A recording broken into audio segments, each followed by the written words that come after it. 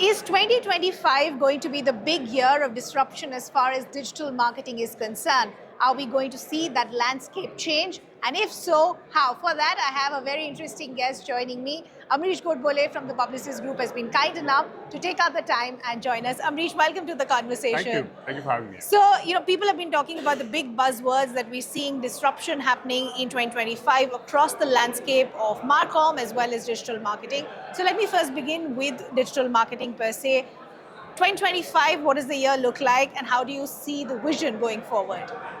So I think 2025 is going to be an interesting and a leapfrog year. So I think first of all, we've been hearing about generative AI for a while. Yeah. I think this is the year you start seeing generative AI maturity and applications. So think of it as generative AI for retail and the specific use cases within that. Think of it as CPG and the specific use cases within that. So I think this will be the year of scaling generative AI, both from your workflows and processes and the experiences you build for customers. Yeah. The other big trend that I'm seeing emerging in digital marketing is the rise of localization, vernacular content. I mean, it's been happening for a while, but with generative AI as an aid, it's easier than ever to create content at scale, right? Yeah.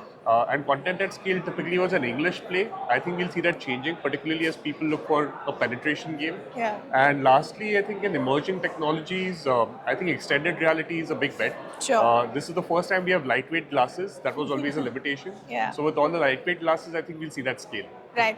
But every time we speak about potential, there is opportunity, but there are challenges as well, right? So if you could give me one challenge and one opportunity that seems to be ailing or plaguing the digital marketing space. Sure. So I think from a challenge perspective, in the digital marketing space, if I talk about emerging technology, I think the cost of AR and VR hardware is very limiting in the India market. True. So if you want to do a campaign which is about reach and reaching a wide audience, it's difficult to do today. Fair. In terms of opportunity, I think creative personalization at scale and achieving that n equal to 1 messaging with the use of generative AI is very possible now. Okay. I want to talk about, before we started, we were talking about how content consumption is changing, but the format of content is also changing, right? So essentially, I want to understand how are you using or how are you seeing the use of short form videos as far as marketing communication is concerned? Sure. So I think I think you need a mix now. So it depends on what you're trying to achieve. Fair. So one of the things that we keep talking to our clients about is that, yes, I mean, there is a lot of theory that attention spans have reduced. I think what we believe is that attention has become more, focused. So people will pay attention to a long form piece of content if the message is relevant to them. True. They won't because you're interrupting them. Yeah. Right? So if the message has that kind of relevance, we'll use a longer format of content. But if it's about, going and just leveraging a lot of creators, influencers, and then it's up to them, right? They know their audience better. Correct. So as long as they're being true to our brands, we want to go as wide as we can. Yeah. Fair. That point is true taken. So, but that also means that there is also a rise of regional content, regional creators, vernacular coming in, hyper-local strategies. How do you see all of this impacting brand growth as far as the country is concerned? I mean, it all depends on the brand that you are and what you're trying to achieve.